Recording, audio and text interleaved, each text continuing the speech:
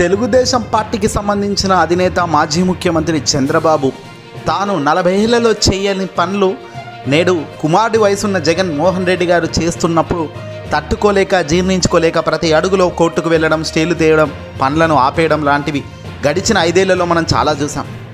తాజాగా ఇప్పుడు ఎన్నికలు దగ్గరకు వస్తున్న తరుణంలో కూడా ఆయన కుట్రలు, ఆయన కక్ష సాధింపులు మాత్రం ఎక్కడా ఆగలేదని చెప్పాలి. నిరుపేదలు, వయసు మళ్ళిన పెద్దల పట్ల కూడా చంద్రబాబు మళ్ళీ తన అక్కసును వెలగక్కారు. అసలు సంక్షేమం అంటేనే అసహించుకునే ఈ చంద్రబాబు నాయుడు ఇప్పుడు ముఖ్యమంత్రి జగన్ సారథ్యంలోని ప్రభుత్వం చేస్తున్న మంచిని భరించలేకపోతున్నారు.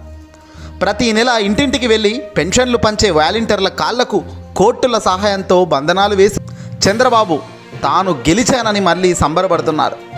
కానీ దీనివల్ల వృద్ధులు, వికలాంగులు ఈ మండు టెండలలో ఎంత ఇబ్బంది పడుతున్నారన్నది ఆయనకు అర్థం కావడం లేదు. చంద్రబాబు కుట్రల వల్ల ఇంటి వద్దనే పెన్షన్ తీసుకునే అవకాశం కోల్పోయారు వృద్ధులు, వికలాంగులు. ఇప్పుడు ఆయన మీద పళ్ళు నూరుతున్నారు వీళ్ళంతా కూడా. ఆయనకు చేయడం చేత కాదు, చేస్తున్న జగనన్న చేతులకు కూడా ఇలా ఈసీ నిబంధనలకు కట్టేశారు. చంద్రబాబుకు మనసు లేదు, వయసు పెరిగినా బుద్ధి పెరగలేదు అని పెద్దలు శాపనార్థాలు పెడుతున్నారు.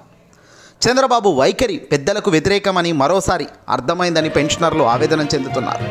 పేదల మీద గెలిచానని చంద్రబాబు అనుకుంటున్నారేమో కానీ జూద్యంలో గెలిచిన కౌరవుల కురుక్షేత్రంలో ఓడిపోయారు.